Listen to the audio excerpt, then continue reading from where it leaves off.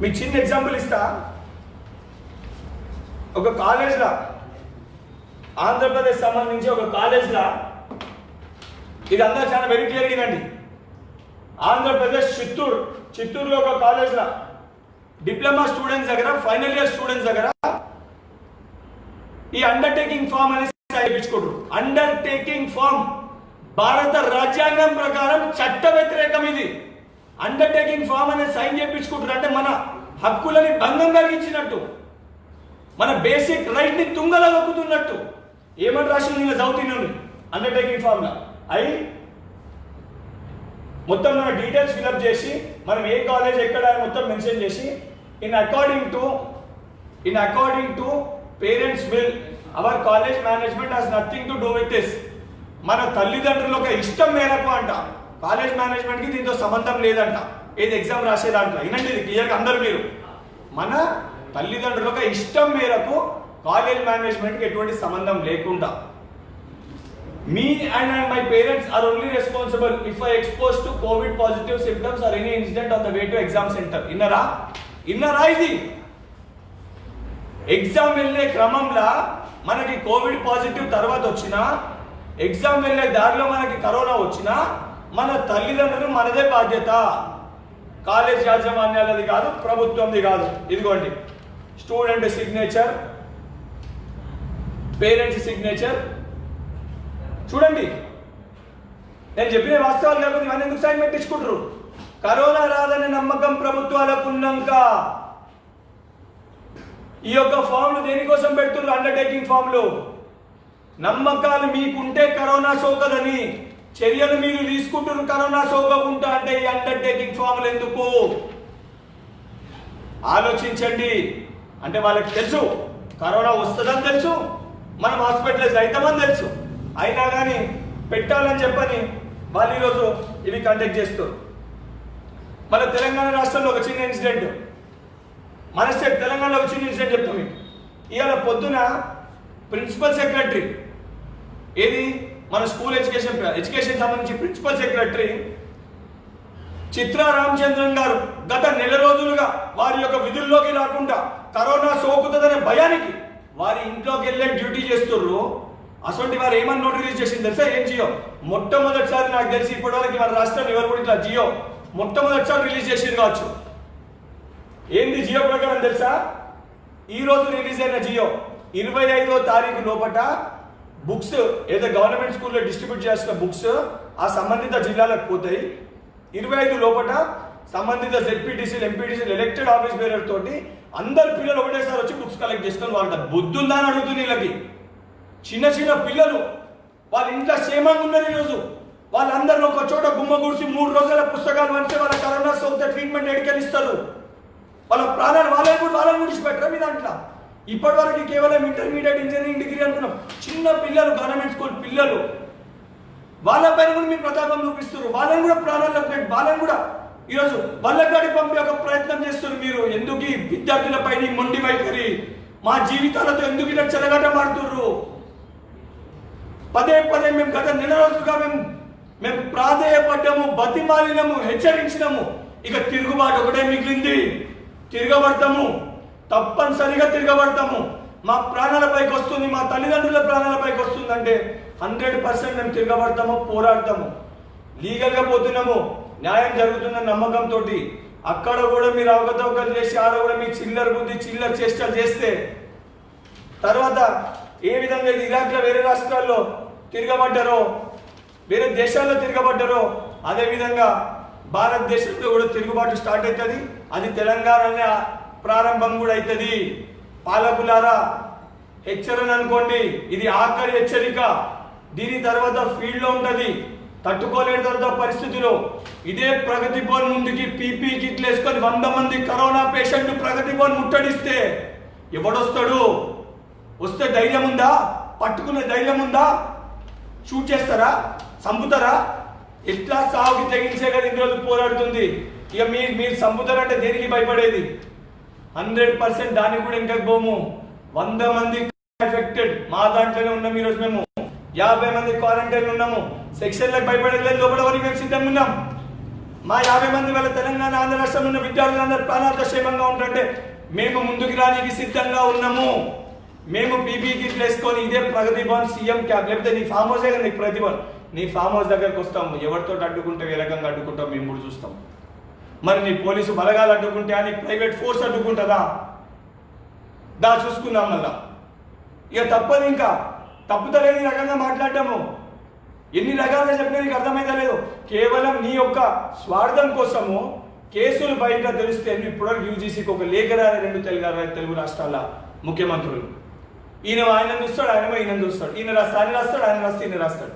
ఏమిద్దరు బాబా మడుదులా సొట్టకులు ఏమిద్దరు? ఒకరినొకరు చూసుకొని ఆడు రాస్తే నేను రాస్తే వాడు రాస్తా అని. అరే మంచి పనులు చూసుకొని నేర్చుకోరా నాయన. వాడు విద్యార్థులను కదా బల్లకాళ్ళకు నెడుతున్నాడు, నేను కూడా నెట్టుతాను. ఈ బుద్ధి ఉందా మీకు?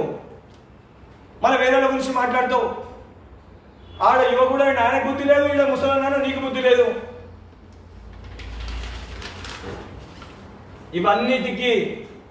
ఇవన్నిటికీ మన పైన మన హక్కులకి భంగం కలుగుతుంది. కాబట్టి మన నెక్స్ట్ ప్రణాళిక పరంగా 30th రోజు మీకు పిల్ స్టేటస్ పని చెప్తున్నా. ఈ మంత్ 30th రోజు హైకోర్టులో దీనిపైన విచారణ ఉంది. తెలంగాణ హైకోర్టులో ఆంధ్రప్రదేశ్ డేట్ కూడా రేపు పొద్దున్న వస్తుంది, లిస్ట్ అయింది. డేట్ రాగానే ఆ డేట్ కూడా మీకు అప్లోడ్ చేయడం జరుగుతుంది. ఏపీది ఆంధ్రప్రదేశ్ కూడా చెప్తాము. అన్ని పాయింట్స్ సెట్ ఎగ్జామ్స్ కాడికల్ మొదలు పెడితే UG, PG, intermediate first year students కూడా ప్రమోట్ చేయాలని ప్రతి ఒక్క డిమాండ్, ఎగ్జామ్ రాసిన ప్రతి ఒక్క విద్యార్థిని ప్రమోట్ చేయాలని డిమాండ్ వారి ముందు పెట్టినాము. 100% దానిపైన సక్సెస్ అవుతామనే నమ్మకం కూడా మాకుంది. మా వెంట తెలంగాణ ఆంధ్ర రాష్ట్రం మొత్తంగా 32 లక్షల మంది విద్యార్థులు ఉన్నారు. వారి కుటుంబాలు ఉన్నాయి. ఏమైతుంది వీళ్ళే కదా అని చెప్పని అనుకొని ఆషామాషిగా తీసుకుంటే పోలీసు బలగాలు సరిపో, పారామిలిటరీ ఫోర్సెస్ సరిపో, తిరుగుబాటు మొదలైతే ఆలోచించుకోండి. మరి ఆరంభించమంటే ప్రారంభం చేయడానికి కూడా మేము సిద్ధంగా ఉన్నాం. దానితో పాటు వీరిపైన ఈ జ్యుడిషియల్ పైన ప్రెషర్ బిల్డప్ చేయడానికి, వీరిని జ్యుడిషియల్ పైన ప్రెషర్ బిల్డప్ చేయడానికి మన కోర్టులో అంటే లీగల్గా వచ్చే దానిపైన ప్రెషర్ బిల్డప్ చేయడానికి అందరూ చాలా క్లియర్గా వినండి. నా తమ్ముళ్ళు, చెల్లెళ్ళు, అదేవిధంగా తల్లిదండ్రులు అందరికీ పేరున మీకోసం చాలా క్లియర్గా మళ్ళీ ఎక్స్ప్లెయిన్ చేస్తున్నా. ప్రభుత్వం పైన దానితో పాటు జ్యుడిషియల్ పైన ప్రెషర్ బిల్డప్ చేయడానికి ఒక కొత్త ఇనిషియేటివ్ తీసుకొని national human rights commission NHRC కి కంప్లైంట్ చేద్దామని చెప్పి డిసైడ్ అయినాము. National human rights commission NHRC కి కంప్లైంట్ చేద్దామని డిసైడ్ అయినాము. దీనికి మీరు బయటికి రమ్మని అంటలేము. ముందే విధంగా అయితే మీ వెంకటన్న మీ సేఫ్టీ ఫస్ట్ ముఖ్యమని ఆలోచించాడు. ఈ రోజు కూడా అదే స్టాండ్ పైన ఉన్నా.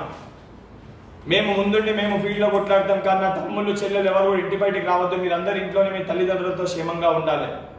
అందుకే మీరు ఇంట్లోకి వెళ్ళే మెయిల్ డ్రాఫ్ట్ చేసిన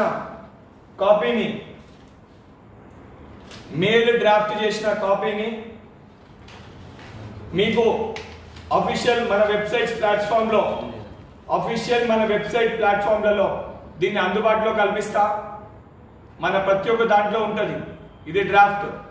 మానవ హక్కులు దేనికి భంగం కలుగుతుందంటే, ఒకటి article 18 and 19. Under article 18 and 19 మన లైఫ్స్ ని రిస్క్ లో పెట్టే మన జీవితాలని ప్రాబ్లం డేంజర్ అని తెలిసి కూడా మన లైఫ్స్ ని రిస్క్ లో పెట్టే పొజిషన్ కానీ కమాండ్ చేయడానికి కానీ మన రైట్స్ ని రిస్క్ లో పెట్టే అథారిటీ ప్రభుత్వాలకు కూడా ఉండదు. మన ఆర్టికల్ 18, 19 ప్రకారం అది మన బేసిక్, మన ఫండమెంటల్ రైట్స్. అది మన హక్కు. భారత రాజ్యాంగం మనకు కల్పించిన హక్కు. యాజ్ అన్ ఇండియన్ సిటిజన్ అది మన హక్కు. మన జీవితాన్ని రిస్క్ లో పెడుతున్న ఏ ప్రభుత్వానికి కూడా అధికారం లేదు. అది కేంద్ర ప్రభుత్వం అయితేనేమి, రాష్ట్ర ప్రభుత్వం అయితేనేమి, ప్రైమ్ మినిస్టర్ అయితేనేమి, చీఫ్ మినిస్టర్ అయితేనేమి, మన లైఫ్ ని రిస్క్ లో పెట్టే అధికారం ఏ నాయకునికి లేదు. ఇది భారత రాజ్యాంగం మనకు కల్పించిన హక్కు. మన హక్కు కోసం మనం పోరాడుతున్నాము. దానితో పాటు మన రెండో హక్కు భంగం చేస్తుంది వీళ్ళు. మన రెండో హక్కు భంగం చేస్తుంది రైట్ టు ఎడ్యుకేషన్. విద్య అనేది ప్రతి ఒక్క విద్యార్థి యొక్క మన హక్కు. ఈరోజు మీరు ఆన్లైన్ ఎడ్యుకేషన్ పేరుట, ఆన్లైన్ ఎడ్యుకేషన్ అనే పేరుట చాలా సింపుల్ గా మీరు పలుకుతుండ్రు. కానీ మారుమూల ప్రాంతంలో ఉన్న ఈస్ట్ గోదావరిలో ఉన్న నా తమ్ముళ్ళు చెల్లెళ్ళు కానివ్వండి, ఆదిలాబాద్లో ఉన్న నా తమ్ముళ్ళు చెల్లెళ్ళు కానివ్వండి, ఇటు ఖమ్మం అయితేనేమి, అటు విజయనగరం అయితేనేమి, ఈ మారుమూల ప్రాంతంలో ఉన్న వీళ్ళకి ఈరోజు 4G నెట్వర్క్ ఉందా? ఎంతమంది విద్యార్థులకు 4G నెట్వర్క్ ఉంది? ఎంతమంది విద్యార్థులకి 4G నెట్వర్క్ ఉంది? ల్యాప్టాప్లు ఉన్నాయి, పెద్ద పెద్ద స్మార్ట్ ఫోన్లు ఉన్నాయి. మరి లేకుండా మీరు కేవలం 12 నుంచి 30 మాక్సిమం అంటే 30% మెంబర్స్ దగ్గర ఉన్నాయి, అది కూడా వాళ్ళ తల్లిదండ్రుల దగ్గర. మరి మిగతా 70% మీ ఓటర్లు కాదా? వాళ్ళు మీకు ఓటేస్తలేరా? ఎలక్షన్ అప్పుడు అది ఇళ్ళకి మీరు తిరగలేదా? మరి వాళ్ళ గురించి పట్టించుకునే బాధ్యత మీ పైన లేదా? రైట్ టు ఎడ్యుకేషన్ మన బేసిక్ ఫండమెంటల్ రైట్ పైన, ఈ 2 రైట్స్ పైన హెచ్ఆర్సీని ఆశ్రయిస్తున్నాం. ఎన్హెచ్ఆర్సీని 100% ప్రెషర్ బిల్డప్ చేస్తాము. 1 ఫామ్, 2 ఫామ్లు, 3 ఫామ్లు కాదు, లక్షలలో అప్లికేషన్లు పోవాలి. లక్షలలో కేవలం మీరు ఇంట్లో కూర్చొని మీ మెయిల్ ఐడి ఓపెన్ చేయండి. మెయిల్ డ్రాఫ్ట్ నేను మీకు పంపుతా. ఏం డ్రాఫ్ట్ చేయను? Basic points to the chairman of national human rights commission New Delhi. ఈ డ్రాఫ్ట్ మొత్తం టైప్ చేయండి. దీనితో పాటు అదనంగా మీకున్న ప్రాబ్లమ్స్, ఇది కామన్ డ్రాఫ్ట్, ఇది కామన్ డ్రాఫ్ట్. ఇది కాక దీనితో పాటు what problems you have additional to this, the problems you are having, మీకున్న ఒక ప్రాబ్లమ్స్ ని దీనితో పాటు మీరు మెన్షన్ చేయండి. కింద మెన్షన్ చేసి ఒక్క మెయిల్ కొట్టి మెయిల్ పంపండి ఇమ్మీడియట్ గా.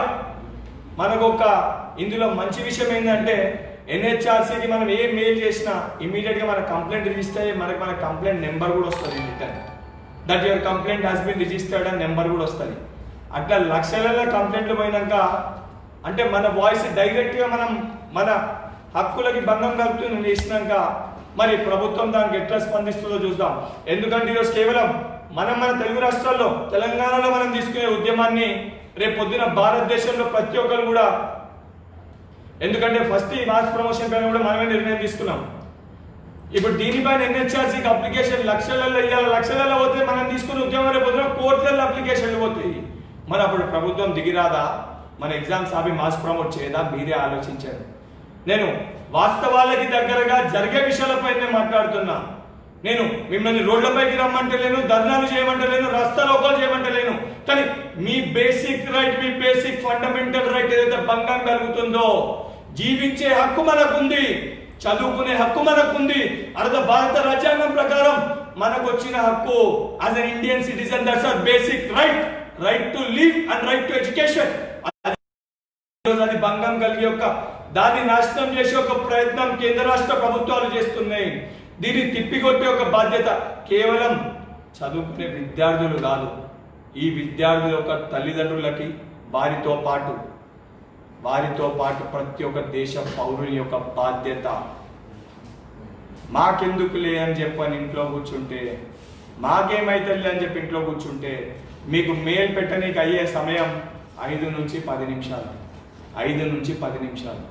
10 నిమిషాల మెయిల్ మీ 20 సంవత్సరాల జీవితాన్ని డిసైడ్ చేస్తుంది. మనం బ్రతకొద్దో, చావుని మనము మన జిల్లాకి వెళ్ళి బయటికి వెళ్ళకూడదామా, మన ఇంటి పక్కన తెచ్చుకొని మన ఇంట్లోకి తెచ్చుకుందామా అని డిసైడ్ అవుతుంది. ఆలోచించుకోండి. నేను మీకు వాస్తవాలు చెప్తున్నా. ఎందుకంటే ఈ కరోనా మొన్నటి వరకు ఏమిన్నాము, ఎన్నో పక్క రాష్ట్రంలో కూడా చనిపోయాడు, ఏడనో పక్క దేశంలో కూడా చనిపోయిందంట, వానేవనుకో హార్ట్ అటాక్ వచ్చిందంట, వీనేవనుకో లంగ్స్ ఫెయిల్ అయిందంట. ఈ రోజు ఏమింటున్నాము, మన ఇంటి పక్కన చనిపోయిందంటారా, అరే పలానా వాళ్ళ బాబాయ్ చనిపోయిందంటారా, అరే పలానా తమ్ముడు చనిపోయిందంటారా, బాగా చిన్న వయసురా, అరే ఆ ఎవడో మన ఆ ఫ్రెండ్ వాళ్ళ తాత చనిపోయిందంటారా, అరే వాడు మంచి గట్టిగా ఉంటాడురా, వాడు చనిపోయిందిరా. అంటే ఎక్కడనో దూరం చెప్పుకునే పరిస్థితి ఈరోజు మన చుట్టుపక్కల తెలిసిన వాళ్ళు చనిపోయినరు. అంటే ఎంత దగ్గర వచ్చేసింది ఆలోచించుర్రి. రేపు పొద్దున పక్క దేశంకి వెళ్ళి మన దేశంకి వచ్చింది, మన దేశంకి వెళ్ళి మన రాష్ట్రంకి వచ్చింది, మన రాష్ట్రంకి వెళ్ళి మన ఇంటి దగ్గరకు వచ్చేసింది, మన గుమ్మం బయట ఉంది. ఇప్పటి కూడా మనం మేల్కొనకపోతే, మనం లేవకపోతే మన ఇంట్లో కూడా వస్తారు తమ్ముళ్ళు చెల్లెళ్ళు. భయపెడతలేను, వాస్తవాలు చెప్తున్నా. అండ్ 100% ఇప్పుడున్న పరిస్థితుల్లో ప్రజల్లో అవగాహన కల్పించాలి. ప్రభుత్వాలు ఏమంటున్నాయి, ప్రజల్ని భయాందోళన గురి చేయొద్దంటున్నాయి. భయాందోళన గురి చేసి వాస్తవాలు చెప్పకపోతే ప్రజలు ప్రికాషన్స్ ఎట్లా తీసుకుంటారు? ప్రజల్లో అవగాహన ఎట్లొస్తుంది?